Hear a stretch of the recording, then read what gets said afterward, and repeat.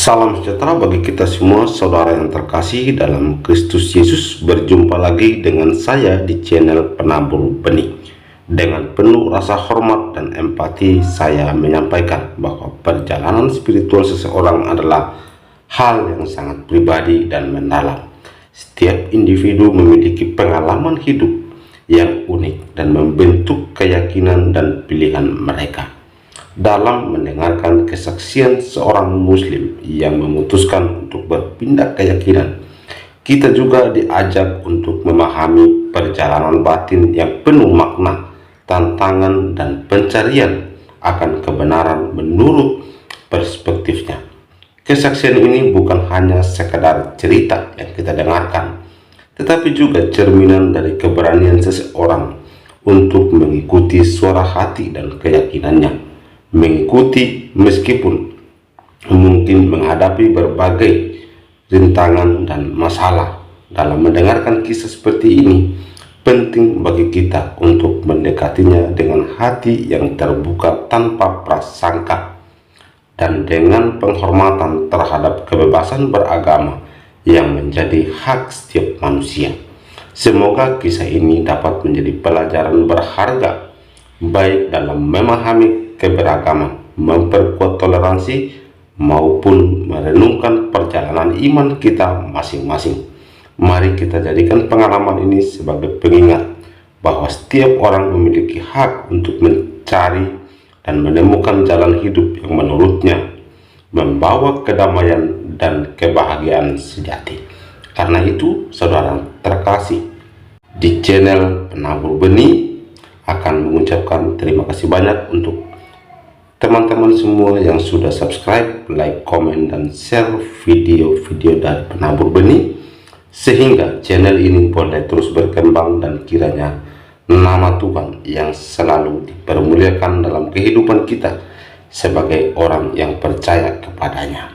Karena itulah penabur benih adalah seseorang yang melakukan firman Tuhan itu kepada keluarga, kawan, dan kenalannya, serta merenungkan kasih Kristus dalam kehidupannya. Perumpamaan diceritakan dalam Injil Matius pasal 13 dan Lukas pasal 8, di mana menggambarkan Yesus yang menaburkan benih firman Tuhan ke dalam berbagai jenis hati manusia.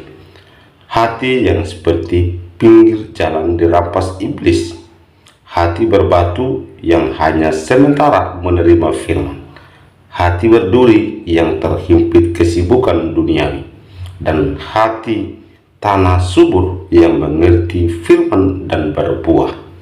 Makna dari perumpamaan adalah seorang penabur dan juga benih dan tanah.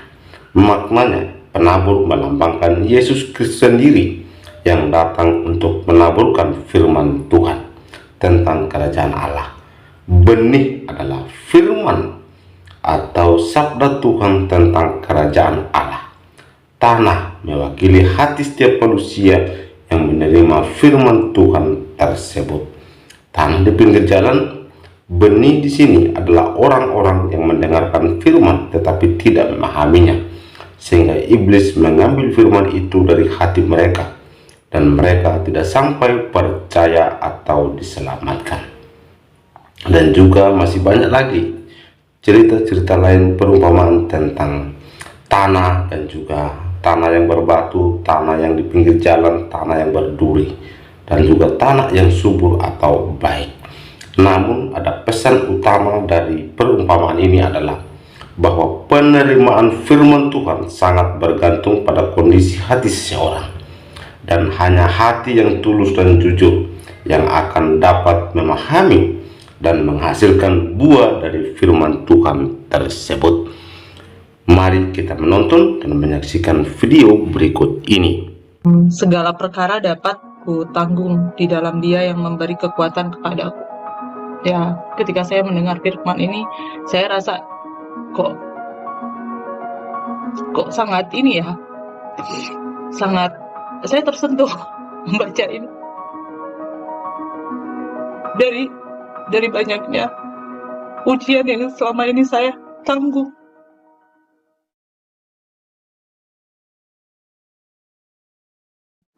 dari awal hingga akhir ya Pak ya. Saya akan ceritakan bagaimana saya pada akhirnya memutuskan untuk masuk Kristen. Pada saat itu waktu saya kecil, saya sangat aktif mengikuti beberapa kegiatan di ya pengajian lah ya Pak ya. Tapi pada saat itu karena saya masih kecil, tiba-tiba saya mimpi itu di tempat ibadah, saya ngeliat jam begitu besar. Terus dalam mimpi saya tiba-tiba ada yang berbicara dari jam itu, bilang kalau saya mau masuk neraka, katanya gitu. Padahal kan pada saat itu posisi saya mau mengikuti lomba besoknya. Oke, saya abaikan, tapi sampai saat ini saya masih ingat sama mimpi itu. Lanjut, ketika di tahun 2009 saya kehilangan ayah saya. Pada saat itu saya hanya tinggal dengan ibu dan kakak saya. Keyakinan yang kami anut masih sama, juga nggak ada perubahan ataupun petunjuk pada saat itu, masih sama. Saya menjalankan keyakinan yang dianut oleh orang tua dan kakak saya sejak lahir. Di tahun 2013 kebetulan saya hidup atau bersosialisasi dengan berbagai lingkungan pertemanan dengan berbagai keyakinan. Jadi keyakinan teman-teman saya tidak seluruhnya sama, dan di 2013 itu juga saya terkena musibah. Musibah apa pada saat itu? Yaitu ibu saya terkena stroke. Saya merawat ibu saya sama kakak saya pada saat itu. Saya sambil bekerja, sambil mengurus ibu saya yang terkena stroke.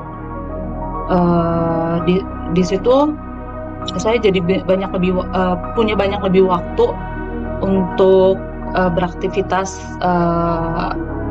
di luar kegiatan kerja, karena pada saat itu selain saya kerja, saya urus ibu saya yang sakit.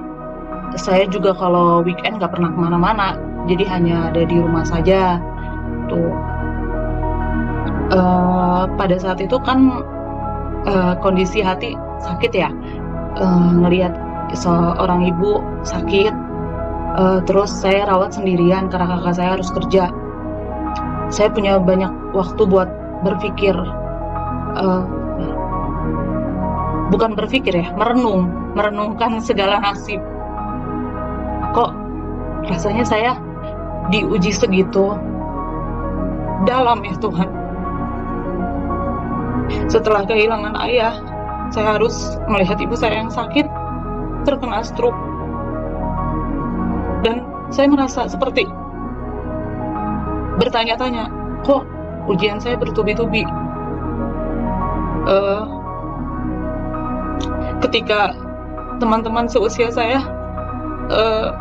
sedang asik belajar, kuliah, atau bekerja, bisa lebih konsentrasi, tapi saya justru rawat ibu saya yang sakit.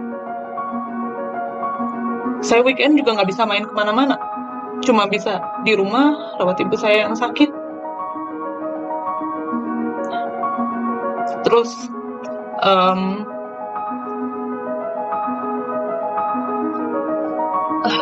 di sana ada satu teman yang terus mendampingi saya.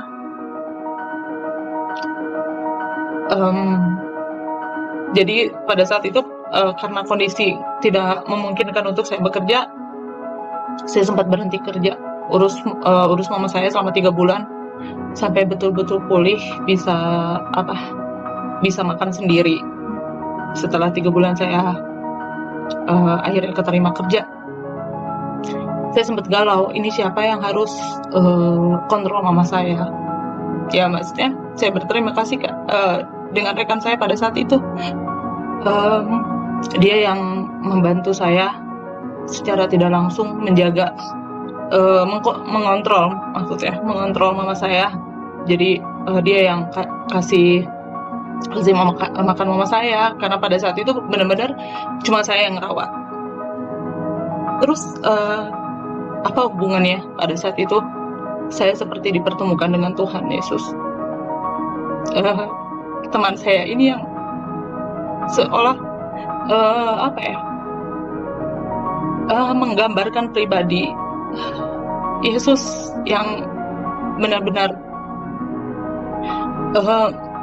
membuat saya tersentuh dan tergerak. Hati saya ingin ikut ibadah pada saat itu. Jadi pada saat itu tiba-tiba teman saya ini bilang, saya mau gereja siang, mau ikut nggak? Dibilang gitu. Terus saya sebenarnya ragu karena pada saat itu saya masih menganut Islam. Terus saya bilang, oh enggak, kalau mau gereja ya gereja aja gitu kan, gereja. Akhirnya dia gereja. Terus di minggu selanjutnya dia bilang, oh hari Minggu saya nggak bisa sama kamu nih, buat temenin ibu saya mau gereja. Terus saya bilang, kamu gereja jam berapa? Terus dia bilang, gereja jam segini. Oh ya udah, nanti saya bilang kakak saya mau ikut sama kamu. Terus teman saya kaget kan, mau ikut gereja? Nggak apa-apa, saya pengen ikut gereja sama kamu. Pada saat itu saya ikut gereja. Saya juga banyak mendengarkan firman Tuhan melalui Pak Pendeta di gereja teman saya itu. Singkat cerita, kondisi ibu saya semakin memburuk di tahun 2015. Saya juga sudah kehilangan komunikasi dengan teman saya. Perjalanan saya juga mengenal pribadi Yesus pada saat itu juga terputus. Saya tidak banyak mengikuti aktivitas gereja. Tapi di tahun 2019 atau 2020 di tahun 2020 saya lagi itu kondisi mama saya sudah meninggal, karena di tahun 2015 ketika kondisi ibu saya sakitnya semakin memburuk, ibu saya meninggal di bulan Agustus 2015, tepatnya tanggal 25. Di tahun itu saya benar-benar merasa hidup saya hampa. Saya nggak merasa tidak ada tujuan gitu kan. Rasanya kayak beda aja dari ketika ada ibu. Meskipun rasanya waktu itu saya nggak punya tujuan juga, karena saya hanya fokus untuk mengurus ibu, tidak ada tujuan dalam artian untuk melanjutkan kuliah ataupun mencari kerja. Tapi ketika di tahun 2015 itu saya coba cari kesibukan untuk kerja sambil event-event SPG gitu. Lalu di tahun 2020 mungkin karena saya merasa kangen banget sama mama saya, tiba-tiba saya mimpi. Di mimpi itu saya ketemu sama ibu saya, dan di mimpi itu saya ngelihat ada satu bangunan di bukit yang benar-benar bagus banget. Saya ketemu ibu saya, dan waktu itu di dalam mimpi ibu saya benar-benar cantik, pakai baju putih. Terus saya tanya, saya deketin, "Mah," saya dalam mimpi itu bukan bilang, "Mah, saya kangen," gitu, bukan. Padahal dalam hati saya tuh saya benar-benar kangen sama ibu saya. Tapi saya di mimpi itu malah bilang, "Mah, bangunan itu kok bagus?" Aku bilang, "Itu apa?" Terus di situ mama saya bilang, "Itu Pentakosta." Terus saya bilang Pentakosta. Selama saya mempelajari Kristen itu, saya nggak tahu itu Pentakosta apa. Terus saya diam di mimpi. Tiba-tiba kebangun. Setelah terbangun, saya lihat sudah jam 8 pagi. Terus pada saat itu kebetulan ada teman saya yang Kristen. Saya tanya, oh dia lagi merayakan hari kenaikan Yesus Kristus pada saat itu. Terus saya tanya, saya ngobrol-ngobrol, ada pembahasan. Terus saya bilang, oh Pentakosta itu apa ya? Dijelaskan lah sama saya ini. Kok bisa mimpi itu? Terus saya bilang, saya juga nggak tahu. Saya tiba-tiba minta mimpi itu aja. Padahal sebelumnya saya nggak pernah denger itu. Itu apa sih gitu kan? Terus lanjut. Pada saat itu ada teman saya juga yang kebetulan sedang mempelajari Kristen sama dengan saya. Terus dia ajak, kamu gereja bareng nggak di tempat saya? Dia bilang gitu. Terus saya bilang, oh boleh deh, saya juga pengen tahu nih, maksudnya barangkali ada memang petunjuk dari Tuhan melalui mimpi saya, atau panggilan dari Tuhan melalui mimpi untuk saya ikut di kegiatan rohani Kristen. Pada saat itu saya mengikuti teman saya gereja di tempat yang sama. Di situ pun saya belum terlalu mendalami gitu. Pada saat itu yang sampai pada akhirnya saya bergerak untuk masuk Kristen barulah di tahun 2021 di gereja GPPK CLC. Itu karena saya merasa bahwa kenapa saya bisa teryakinkan, itu karena saya merasa bahwa selama ini banyak keajaiban Tuhan yang tidak pernah saya kira. Ya, salah satunya melalui mimpi itu saya diberikan petunjuk seolah mama saya ingin saya berada di jalan Tuhan. Saya menyimpulkannya seperti itu. Kenapa? Ya itu karena yang saya percayai, terlepas dari orang percaya atau tidak dengan cerita saya, ya itu pengalaman pribadi saya. Itu yang saya rasakan. Kenapa saya bilang bahwa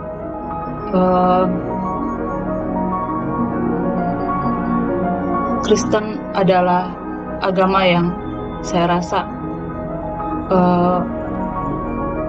baik buat saya, karena saya banyak melalui cobaan, ujian, dan selalu dipertemukan dengan teman-teman yang baik dengan saya, itu melalui ajaran Yesus Kristus. Saya selama ini dikuatkan oleh teman-teman saya Kristen. Saya merasa seperti mereka memberikan pelajaran hidup melalui perilaku secara langsung gitu, nggak hanya teori aja gitu, mempraktekannya langsung ke saya. Dan saya merasa semenjak saya masuk Kristen pun saya seperti diberkati banyak kasih sayang,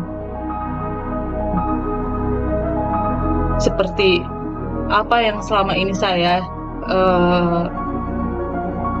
rasa hilang, seperti ada kembali gitu. Kalau misal teman-teman bilang bahwa kamu masuk Kristen ya karena kamu kehilangan kasih sayang dari orang tua, terus kamu merasa Tuhan itu nggak ada buat kamu. Ya salah. Justru saya merasa Tuhan itu ada melalui teman-teman saya yang percaya gitu. Saya merasa selama ini diberkati banyak hal itu karena selalu diingatkan oleh teman-teman saya yang percaya gitu. Kalau misal teman-teman saya yang kemarin bilang, atau yang merasa bahwa pilihan saya salah, kenapa ketika saya pada saat itu kehilangan, tidak ada yang mencoba mendekatkan diri ke saya untuk sekedar mengingatkan. Malah justru orang yang percaya yang justru mengingatkan saya sampai membuat saya juga ikut percaya. Ya mungkin pesan dari saya juga untuk teman-teman melalui video ini, saya bukan selama ini saya bukan sedang mengkhianati Tuhan saya, tapi selama ini saya mencari apa yang saya rasa hilang, yaitu kasih dari Tuhan. Dan baru kemarin saya melakukan peneguhan iman di gereja saya. Terus saya kebetulan dapat firman yang sangat pas dan saya rasa menjadi bekal untuk hidup saya ke depannya. Itu Filipi 4 ayat 13. Segala perkara dapat ku tanggung di dalam Dia yang memberi kekuatan kepadaku. Ya, ketika saya mendengar firman ini, saya rasa kok sangat ini ya, sangat saya tersentuh membaca ini. Dari banyaknya ujian yang selama ini saya tanggung, yang selama ini ada itu hanya Tuhan gitu. Dan saya juga terima kasih kepada teman saya yang pada saat itu ada untuk saya, mengingatkan saya untuk percaya bahwa saya nggak sendirian. Pada saat saya merawat ibu saya nggak sendirian, saya bersama Tuhan. Dan pada saat saya kehilangan ibu dan keluarga yang saya sayang, saya percaya bahwa Tuhan yang ada pada saat itu.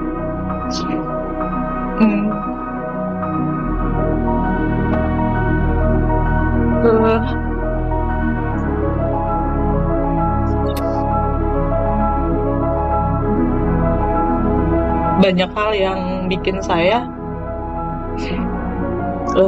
akhirnya memutuskan meyakini ajaran Yesus itu. Salah satunya melihat contoh dari perilaku keluarga yang menganut keyakinan Kristen. Saya merasakan kasih Tuhan itu ya lebih banyak melalui contoh berperilaku mereka gitu. Saya tidak menutupi hal tersebut, karena memang itu salah satu yang menjadi faktor utama selain dari faktor-faktor lainnya. Jadi mungkin untuk teman-teman saya yang kemarin sudah membantu saya dalam artian ada pada saat saya kondisi sulit untuk merawat ibu saya berterima kasih karena melalui teman-teman saya itu saya akhirnya bisa melalui banyak ujian tanpa merasa putus asa. Karena kalau bisa dibilang, saya dulu merasa sudah apa ya, sudah tidak percaya dengan adanya Tuhan, karena saking apa ya, tidak ada yang mendampinginya pada saat itu, tidak ada yang mencoba mendekatkan diri pada saya gitu pada saat itu, untuk sekedar menguatkan atau mengingatkan gitu hal-hal baik.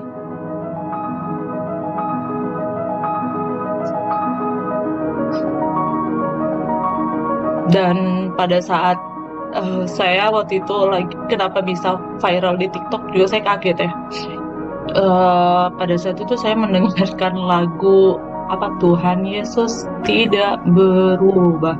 Itu lagi viral banget lagunya kan di TikTok tuh. Saya kok lucu lihat ya, maksudnya kayak anak-anak kecil yang nyanyiin tuh. Saya tanya teman saya, ini lagu apa? Itu biasanya lagu anak-anak sekolah minggu yang nyanyiin gitu. Oh, saya bilang, terus saya itu mungkin kalau untuk orang yang sekilas hanya mendengar musiknya aja, mungkin hanya lucu-lucuannya aja gitu kan, karena di remix musiknya gitu.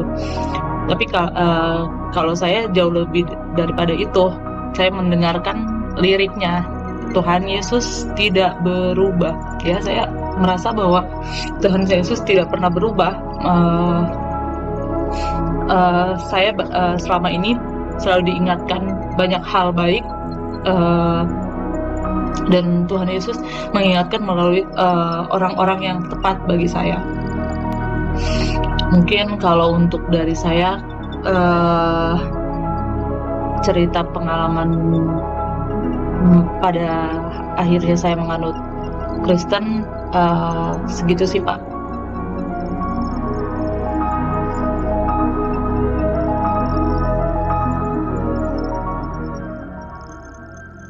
Haleluya, puji nama Tuhan. Saudara yang dikasih Tuhan, demikian video kesaksian yang kita sudah dengarkan secara bersama-sama. Semoga melalui kesaksian ini boleh menjadi berkat bagi kita semua, dan Tuhan Yesus yang dimuliakan dan diagungkan, di mana kebesaran Tuhan telah dinyatakan oleh banyak orang, dan Tuhan mengubah hati pikiran mereka dari yang gelap menjadi terang di dalam kasih dan anugerah Kristus. Selain kita mendengarkan kesaksian, saya juga membagikan satu bagian firman Tuhan yang terdapat di Lukas pasal 18 ayat 18 sampai 27 menyatakan demikian. Lembaga Alkitab Indonesia memberikan satu judul, orang kaya sukar masuk kerajaan Allah. Ayat 18, ada seorang pemimpin bertanya kepada Yesus, katanya, "Guru yang baik, apa yang harus aku perbuat untuk memperoleh hidup yang kekal?" Jawab Yesus, "Mengapa kau katakan aku baik? Tak seorang pun yang baik selain daripada Allah saja. Engkau tentu mengetahui segala perintah Allah. Jangan berzina, jangan membunuh, jangan mencuri, jangan mengucapkan saksi dusta, hormatilah ayah dan ibumu." Kata orang itu, "Semuanya itu telah kuturuti sejak masa mudaku." Mendengar itu, Yesus berkata kepadanya, "Masih tinggal satu hal lagi yang harus kau lakukan. Jualah segala yang kau miliki dan bagi-bagikanlah itu kepada orang-orang miskin, maka engkau akan beroleh harta di sorga. Kemudian datanglah kemari dan ikutlah aku." Ketika orang itu mendengar perkataan itu, ia menjadi amat sedih sebab ia sangat kaya. Lalu Yesus memandang dia dan berkata, "Alangkah sukarnya orang yang beruang masuk ke dalam kerajaan Allah. Sebab lebih mudah seekor unta masuk melalui lubang jarum daripada seorang kaya masuk ke dalam kerajaan Allah."